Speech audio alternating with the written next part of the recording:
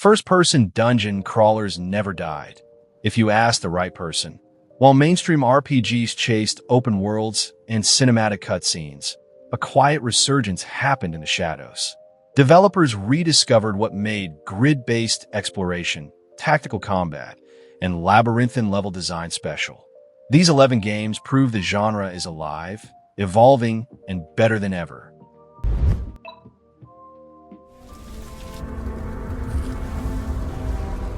Zen Studios built this as a love letter to classic dungeon crawlers while incorporating Hungarian folklore most Western audiences never encounter. The cultural specificity gives it unique flavor, familiar grid-based mechanics wrapped in myths about kings, monsters, and spirits from Eastern European tradition. The puzzle design leans heavily on observation. Environmental clues, item descriptions, NPC dialogue all contain hints for progression. Some puzzles require manipulating objects across multiple rooms. Others demand understanding folklore references the game explains through codex entries. Combat is turn-based with action point management. Each character has unique skill trees, and party synergy determines success more than individual power. Boss fights require understanding patterns and exploiting weaknesses rather than stat checking through encounters. What I appreciated was the full voice acting and cinematic presentation. This feels like a AAA dungeon crawler in ways the genre rarely gets. Environments are beautifully rendered, character models are detailed, and the production values exceed most indie attempts. Where it shows weakness is that some puzzles are too cryptic without cultural context. References to Hungarian folklore make sense if you know the stories, but feel arbitrary otherwise. The combat can become repetitive in long dungeons because enemy variety doesn't match environmental diversity. Still, Operentia proves dungeon crawlers can modernize without losing tactical depth. It's accessible without being easy, and the cultural angle gives it identity in a genre often dominated by generic fantasy.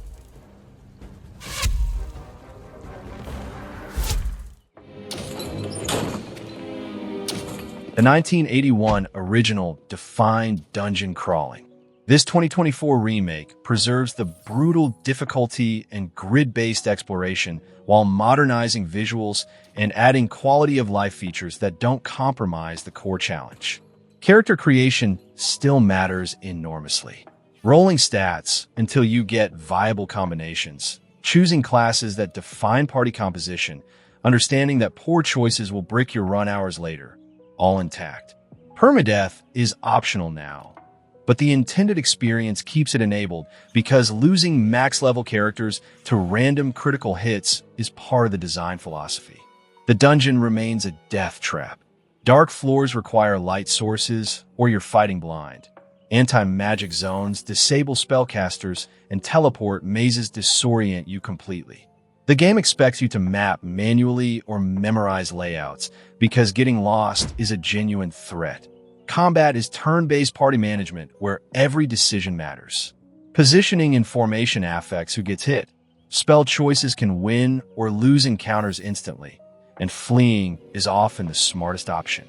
Resources don't regenerate automatically, forcing careful planning between town trips, where the remake improves.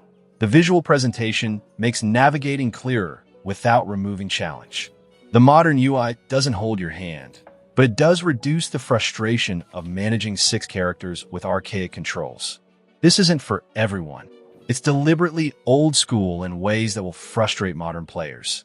But for people who want dungeon crawling distilled to pure challenge, this remake proves the formula still works.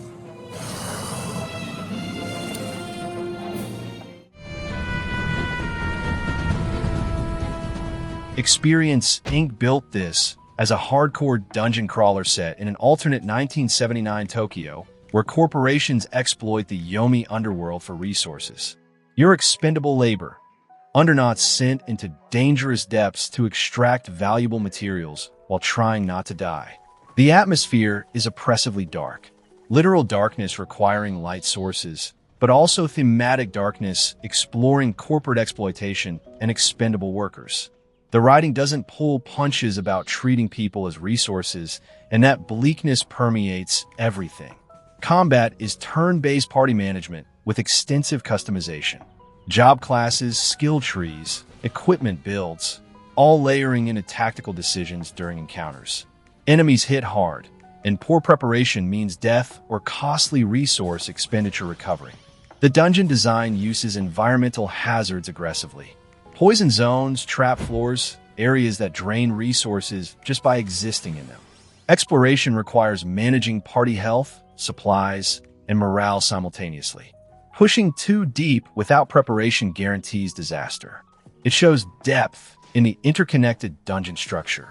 Finding shortcuts, unlocking passages that loop back to safer areas, discovering secret routes. It rewards thorough exploration while punishing recklessness. Some criticize the grind required for progression. Fair point, but the grind serves thematic purpose. Your corporate labor doing repetitive, dangerous work for incremental rewards. The game design mirrors the narrative, which I respect even when it frustrates me mechanically.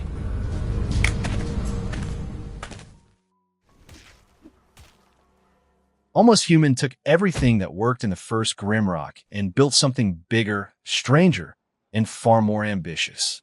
You're not trapped in a linear dungeon anymore. You're on an island with multiple environments, outdoor areas, and puzzles that require understanding environmental rules rather than just grid mechanics. The real-time grid combat still demands positioning and timing. Enemies telegraph attacks, letting you sidestep by moving to adjacent tiles if you react quickly. Party composition matters enormously. For characters with different roles, creating tactical possibilities that grow more complex as you unlock abilities. What separates this from the first game? The puzzle design. Some are brilliant spatial challenges requiring you to manipulate the environment across multiple floors.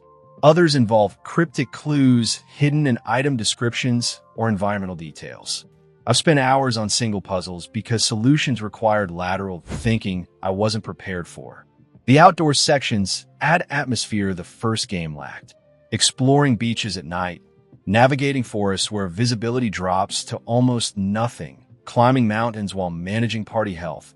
It creates variety that keeps the dungeon crawling fresh. It shows depth in secrets layered within secrets. Hidden switches reveal passages that contain more hidden switches. Optional areas require gear or abilities you might miss entirely. Completionists can spend 50 hours finding everything. Some criticize later puzzles as too obtuse, requiring external guides to solve, which is a fair criticism. But the community thrives on sharing discoveries, and that collaborative element feels true to old-school dungeon crawlers. Know anything about its power or influence? This is steampunk dungeon crawling wrapped in Bioshock-inspired atmosphere. You're trapped in a mysterious tower filled with mechanical horrors, environmental hazards, and secrets hidden behind steam-powered technology. The rig system replaces traditional classes. You choose an exosuit that defines your playstyle. Heavy armor for tanking, light suits for mobility, balanced options for hybrid builds. Switching suits isn't possible mid-run, making the initial choice meaningful for entire playthroughs. Real-time grid combat with pause creates this hybrid feel. You can pause anytime to assess situations, plan moves, use abilities, then unpause and execute. It maintains tactical depth without forcing strict turn-based pacing. Boss fights demand understanding patterns and using gadgets effectively. The gadget system adds complexity. Deployable turrets, EMP grenades, shield generators, all with cooldowns and energy costs. Managing gadget usage alongside combat abilities creates resource decisions that affect how you approach encounters. Where atmosphere shines is the audio design. Mechanical grinding, steam venting, distant machinery echoing through corridors. It builds tension constantly. Combined with environmental storytelling through logs and observation, the tower feels oppressively alive. Some find the steampunk aesthetic limiting after seeing similar industrial environments for hours. Enemy variety could be stronger, but Vaporum succeeds at making dungeon crawling feel fresh through setting and mechanical depth most grid-based games don't attempt.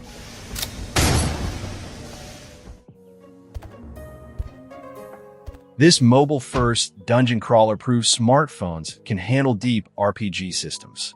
Originally released in 2006, it's been continuously updated with expansions adding hundreds of hours of content across multiple campaigns. The grid-based movement and turn-based combat feel deliberately old school.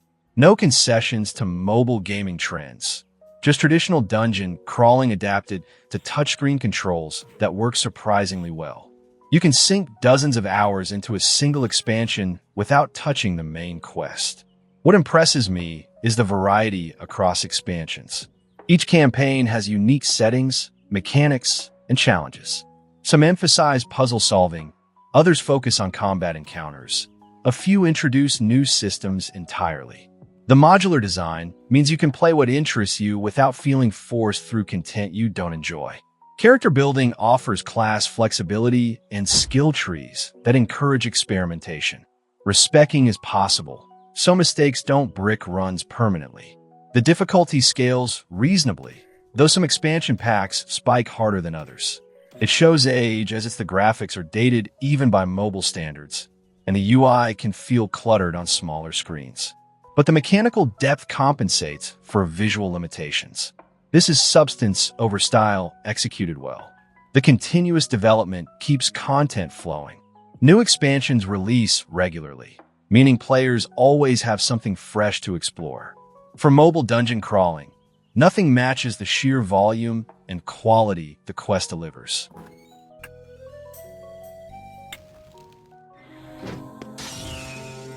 Stand back! Nippon Ichi's Dungeon Crawler takes the Labyrinth series formula and expands it into something massive.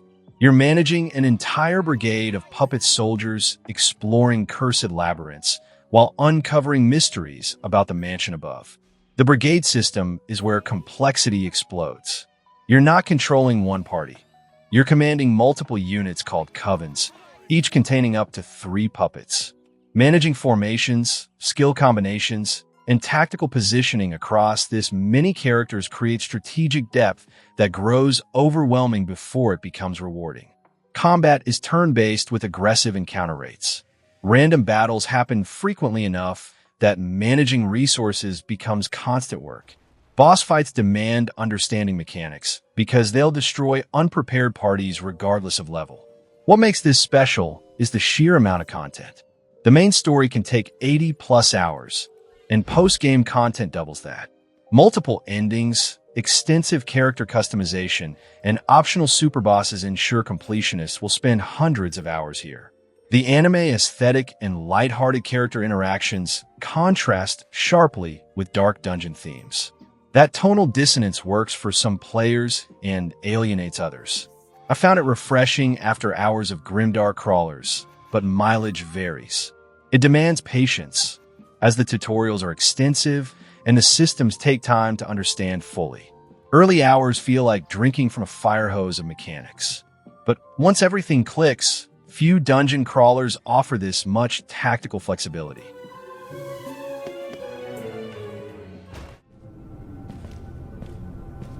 This is Arx Fatali's spiritual successor built by a solo developer obsessed with immersive sim design. You're exploring a massive underground complex where physics, environmental interaction, and emergent problem-solving define progression. The immersive sim elements set this apart from traditional dungeon crawlers. You can climb most surfaces, stack objects to reach high areas, manipulate water levels, use fire to solve puzzles, or accidentally burn down crucial quest items. The world reacts to how you interact with it rather than gating solutions behind binary checks. Combat is real-time, first-person with weapon degradation, stamina management, and directional attacks. It's deliberately clunky in ways that force careful engagement. Rushing into encounters gets you killed because enemies hit hard and healing resources stay scarce. The magic system requires drawing runes with mouse gestures, literally tracing symbols to cast spells. It's finicky, but creates this tactile connection to spell casting that hotkey systems lack. Learning spell combinations through experimentation feels genuinely rewarding. Monomyth excels in environmental storytelling. Reading item descriptions, observing architectural details, piecing together what happened to this underground civilization, all happens organically through exploration rather than exposition dumps. The early access state shows occasionally. Some areas feel less polished, bugs exist, and balancing needs work. But the core vision is clear. A dungeon crawler that trusts player intelligence and rewards creative problem solving over following prescribed paths.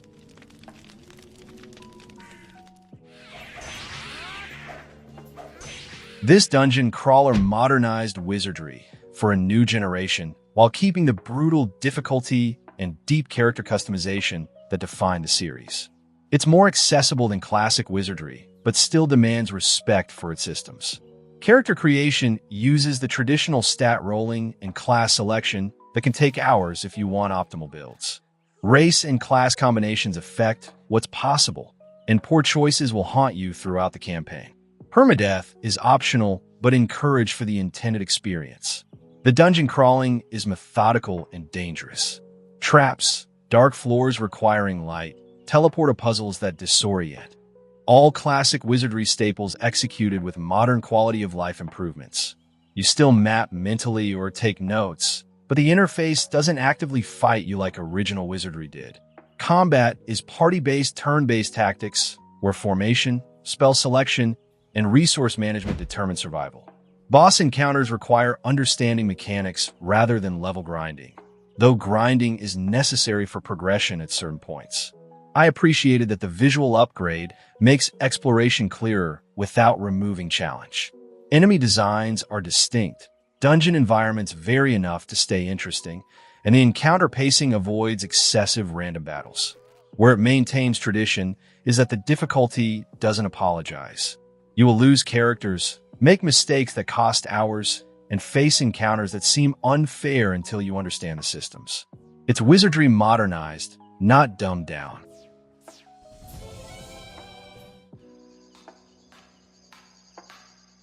Cast in the Great Well, unwanted by the world above.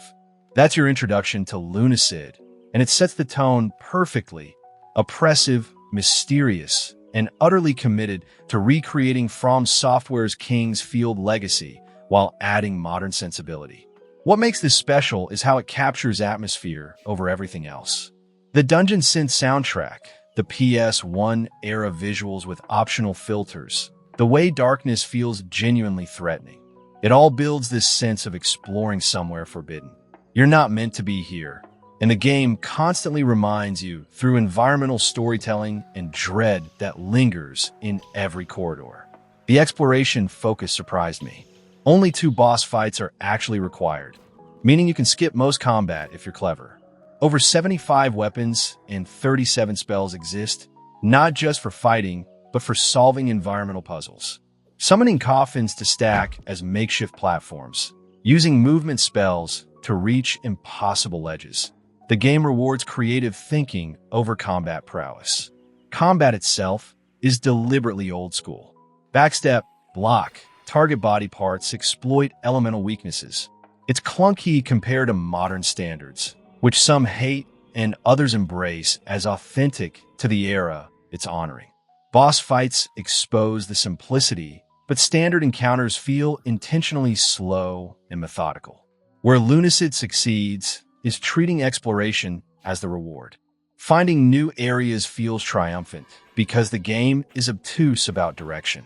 No quest markers, minimal guidance, just environmental clues and your curiosity driving progress.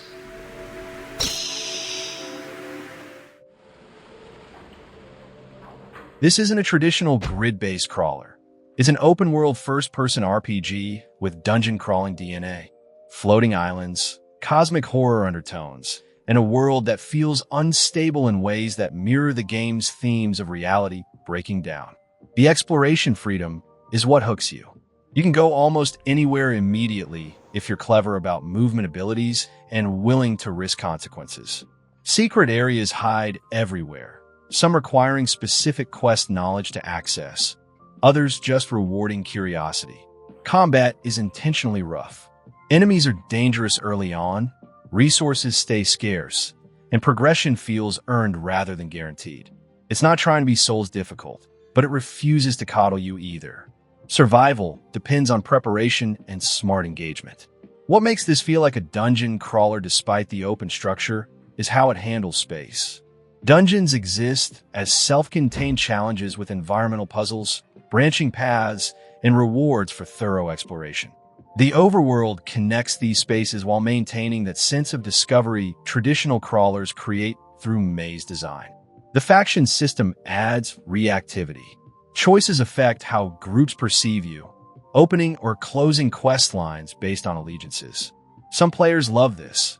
Others find it frustrating when content locks based on decisions made hours earlier. But the low-poly visuals and janky animations turn some people away immediately. But if you can look past presentation, there's depth here that respects player agency.